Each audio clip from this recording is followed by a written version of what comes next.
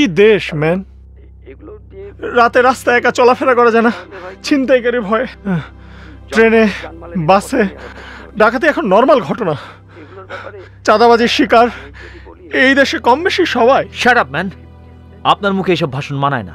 You shut up Alvi. ওই পাংটাকে আমিও সহ্য করতে পারি না, কিন্তু ওর কথাই ঠিক। দেশে অবৈধ অস্ত্র কেনা এখন কোনো ব্যাপার না।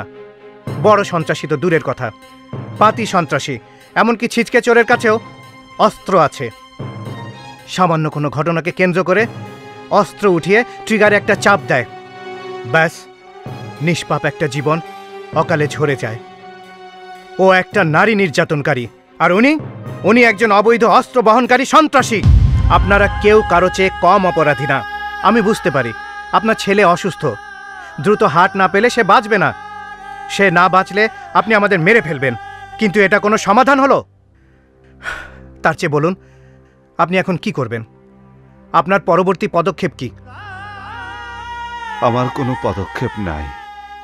আমি অপেক্ষা করছি আল্লাহর কোনো বিশেষ দয়ার জন্য। অপেক্ষা করছি একটা অলৌকিক কিছু ঘটার জন্য, একটা অলৌকিক কিছু।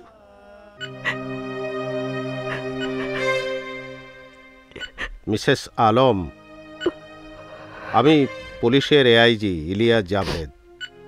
আপনার সাথে একটু কথা বলতে হবে।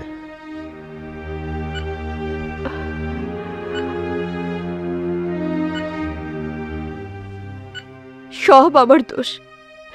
হাসপাতালের লোকজন যখন বলল তারা রত্নকে রিলিজ করে দিচ্ছে, আমি শোয়েবকে ফোন করে রাগারাগি করি, বলি কিছু একটা করো, যা পারো করো। কিন্তু আমি কখনো বুঝতে পারিনি আপনার স্বামী কি খুব বদমেজাজি অথবা মারমুখী ধরনের লোক? না না, একদম না। শোয়েব খুব নরম মনের। জানেন, রত্ন মাঝে মধ্যে ওর খেলনা পিস্তল দিয়ে কাক চড়ুই পাখি গুলি করত। শোয়েব তাতেও বাধা দিত। আমার স্বামী মারমুখী হওয়ার প্রশ্নই ওঠে না। কিন্তু তার কথাই তো তা মনে হচ্ছে না। সে তো বলেছে লোকজনকে মেরে ফেলবে, লাশ ফেলে দেবে। আমি আসলে জানতে চাচ্ছি, সে কি কখনো কোনো চরমপন্থী দলের সাথে কিংবা জঙ্গি সংগঠনের সদস্য ছিল?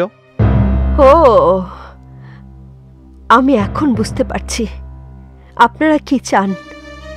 আপনারা চাচ্ছেন আমি এমন কোনো কথা বলি যা আমার স্বামীর বিরুদ্ধে কাজে লাগাতে পারেন। মিস্টার আলম ভয়াবহ ঝামেলা পাকিয়েছেন।